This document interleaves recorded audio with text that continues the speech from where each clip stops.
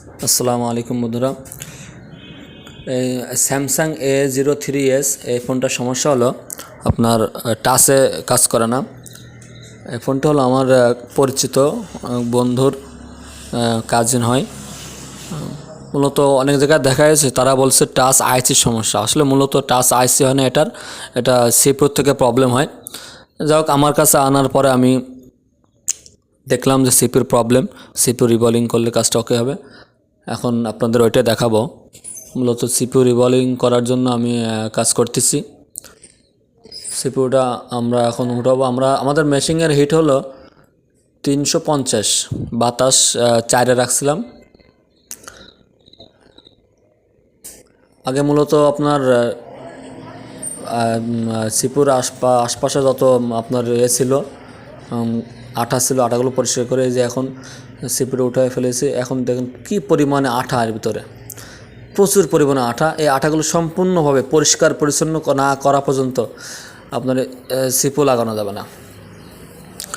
আমরা সিপিইউর নিচের জায়গাটা পরিষ্কার করতেছি, এবং পরিষ্কারের ক্ষেত্রে আমি বারবারই বলি, পরিষ্কারের ক্ষেত্রে কোনোভাবেই আপনার কার্পণ্য করা যাবে না। যাই লাগুক না কেন আপনার আগে পরিষ্কার করতে হবে। পরিষ্কার করার পরে তারপর আপনার অন্যান্য কাজ। বন্ধুরা পরিষ্কার করতেছে দেখেন, এবং প্রচুর পরিমাণে এখানে কালো আঠা, পেস্টিং আঠা, সেগুলো পরিষ্কার করতেছে।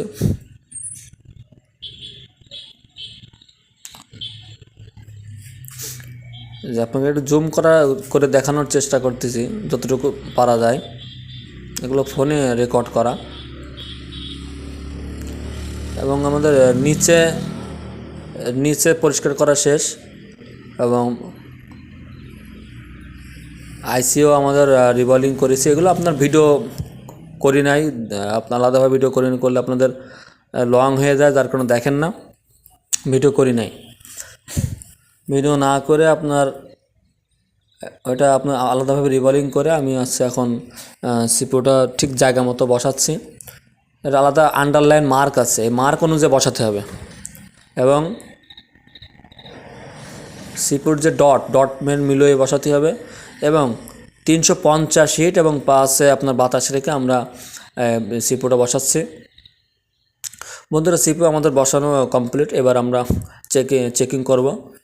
চেক করার আমি আগে চার্জে বসালাম, আলহামদুলিল্লাহ চার্জের লোগো চলে আসছে। এবার আমরা বন্ধুরা অন করবো সেটটা। যাক আলহামদুলিল্লাহ অন হয়েছে। এবার আমরা অন হওয়ার পরে আমাদের টাচ কাজ করতেছে কিনা এটা আমরা দেখব।